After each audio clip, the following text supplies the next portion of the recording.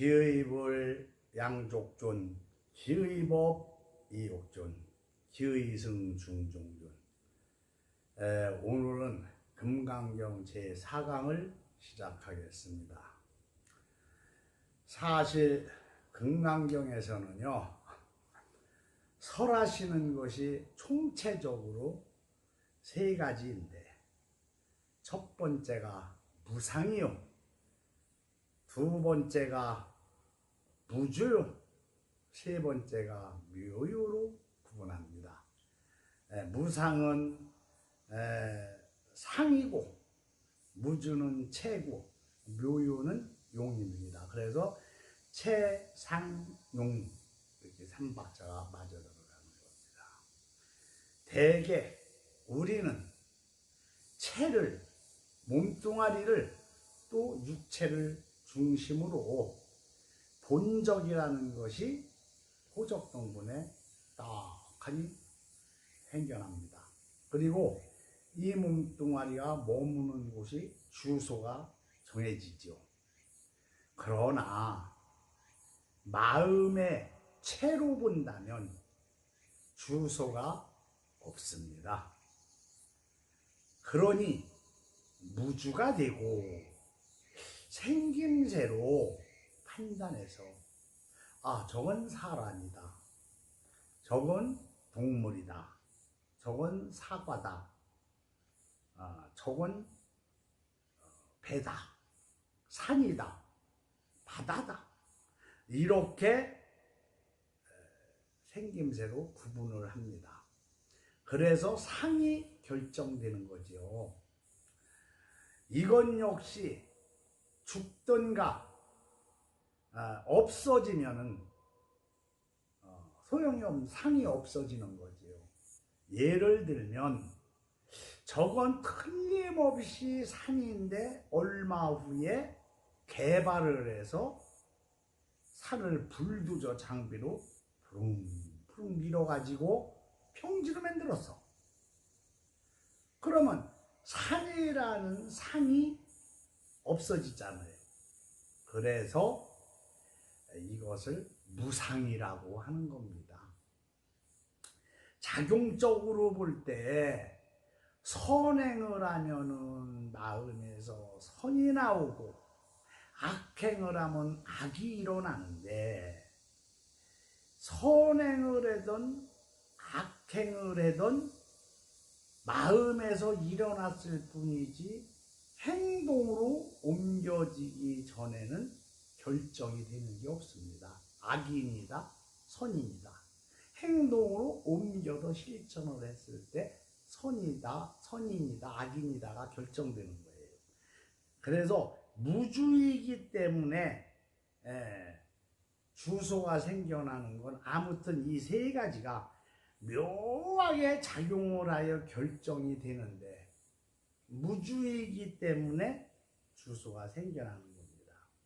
또 무상이기 때문에 묘유가 나타나고, 묘유이기 때문에 어떤 것이라도 이루어지므로 이것이 바로 인생입니다. 모든 것을 여기서 구분하여 주므로 우리는 무엇이든지 불가능이 없습니다.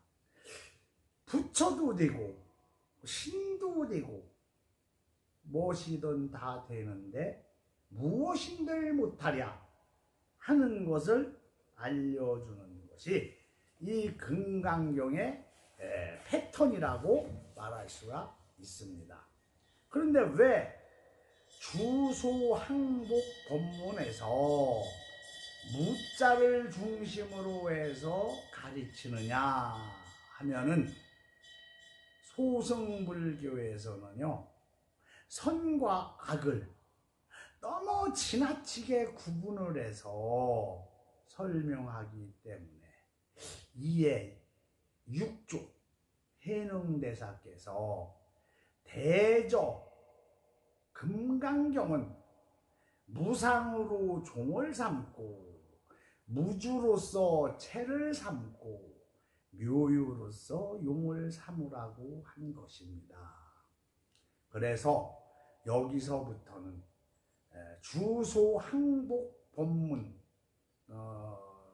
부처님께서 하시는 겁니다. 그렇다면 무주 주소가 없는데 어떻게 도를 잘 닦을 것이냐 한다면 그렇잖아요. 무주 주소가 없는데 어떻게 도를 잘 닦을 것이냐, 이게 의구심이 가면, 절에 가면 절법이 있고 로마에 가면은 로마법을 따라서 닦으면 되는데, 주소가 없는 데에서 어떻게 닦아야 수행을 잘 할 수 있나, 그리고 마음에서 일어나는 번뇌망상을 어떻게 없애고 도를 잘 닦을 수가 있나, 이걸 가르치는 것이 바로 금강경의 주소항복 법문입니다. 주소항복 법문에 보면 이렇게 나와 있죠. 그때 시에 장로 수부리가 대중 가운데 즉증자기하고, 대중 가운데 있다 일어나서 편단곁 웃을 착지, 오른쪽 어깨에 드러내고 옷을 걷어서 오른쪽 어깨를 드러내고 웃을 착지, 오른쪽 발을 땅에 담고 꿇어앉아서 공순절을 했다. 삼보리를 바라는 선남자 선여인이 어떻게 그 삼막삼보리법을 터득했으면은 마음에 안주하여 수행할 수 있습니까? 이 주소항복, 내 마음에 나는 도를 깨쳤어, 나는 삼막삼보리법을 이룩했어, 나는 뭐를 이룩했어, 이거를 갖다 나는 누구를 보시를 했는데, 내 마음에서 그걸 없애라고 배웠는데, 주소를 보시했다는 주소를 없애라고 배웠는데 그게 잘 안 없어져. 그래서 묻는 거예요, 수부리가 이 대목에서. 이것이 주소 항복 법문이에요. 주소 항복 법문은 아까도 말한 저 수부리가 복장을 단정히 하고 세존께 묻는 것이 바로 선현기청분입니다. 우리 선현기청분, 뭐를 물을 때는 우리 성인을 뵙고 선지식을 뵙거들랑 이렇게 복장을 단정히 하고 예의를 갖추고서 물어야지, 무슨 노가다판에서 그냥 해도 이렇게 묻는 게 아닙니다. 즉 우리가 부모님이 한 개도 한 평의 땅도 물려주지 않고 공부도 안 시켜주고 내가 무슨 수로 잘 살아? 소도 언덕이 있어야 비벼야 될 거 아니요? 비빌 언덕이 없는데 어떻게 하면 잘 살아? 한국 좌절하고 부모 탓만 하고 이 세상 비관하고 술만 먹고 이런다면 이것은 금강경 공부를 안 한 겁니다. 모르고 하는 거예요. 금강경의 이 공부를 모르고. 왜냐하면 무상으로 종을 삼는다고 그랬어요. 아까 말한 것처럼 금강경의 패턴은. 그리고 무주로서 채를 삼고 묘유로서 용을 삼는다고 하는 것을 모르고 원망만 한다 이 말이요. 원망만 하는 거요. 그 꼴에 말이요. 결혼 한번 잘해갖고 남편 한번 잘 만나갖고 잘 살고 거들먹거리는 거요. 처갓집 하나 잘 만나서 저희 아버지 재산 갖고 잘 거들먹거리는 거, 이렇게 탓만 하는겨. 즉 다시 말해서 나는 부모덕도 없어, 처덕도 하나도 없어, 자식복은 더더욱 없어 하고 원망, 비관, 탓을 하는데, 그 탓하는 걸로 비관하는 걸로 종을 삼으니 체를 삼으니 묘유가 없는 겁니다. 묘한 가운데 분명히 있다는 것을 모르니 참으로 안타까운 마음이 그지없습니다. 부모덕이 없는 가운데 부모덕이 있어. 자식덕이 없는 가운데 자식덕이 많습니다. 처덕이 없는 가운데 처덕이 많습니다. 그러니까 무주로서 유가 창조되고 무주로서 묘유가 생긴다는 걸 모르는 거예요. 왜? 남의 탓, 비관, 원망 이런 걸로 종을 삼으니 어찌 무주가 있을 수 있고 묘유가 있을 수가 있습니까? 조금 이해가 가지요. 예를 들어서 부모덕이 없는 가운데 분명히 묘하게도 부모덕이 있습니다. 그렇잖아요. 부모님이 돈도 유산도 안 물려주고 공부도 안 시켰어. 야, 그런데 목소리를 줬어. 천상의 목소리를 줬어. 요즘 미스터 트롯인가? 그거 많이 방송에서 합니다. 거기에 보면 임영웅이 나오고 뭐 장동원이 정동원인가 나오고 그 여러 가수들 나오고 많이 나오대요. 부모덕이 없어요. 그리고 성악하는 그 가수 그래도 부모가 일찍 죽고 외할머니 손인가 할머니 손에서 자랐잖아요. 임영웅이도 부모가 아버지 일찍 돌아가시고 엄마 미장원 근근히 해서 먹고 사는. 그런데 어느 날 발견한겨. 무주 속에서 없는 가운데서 탁 발견을 한 거예요. 뭐를? 천상의 목소리를. 그러니까는 그걸 발견해도 묘유를 발견했으니 아유 금전 어마어마하게 벌잖아요. CF다 뭐다 요새 텔레비만 틀으면은 미스터 트롯이 나오는 거. 돈 엄청 벌죠. 이 양반들은 비관, 남의 탓 이걸로 종을 삼지를 않고 무주로서 종을 삼았으니 무주 속에서 묘유가 나온 거예요. 묘한 걸 발견한겨. 아, 우리 부모는 목소리도 안 줬어, 돈도 안 줬어, 공부도 안 시켰어. 건강을 주고 손재주를 줬어. 그 사람 손에만 가면은 초등학교도 졸업을 제대로 안 한 사람이 어쩜 그렇게 뭐 만드는 데는 설계도도 대학교 나온 사람처럼 잘 보고 잘 만들어놔. 왜?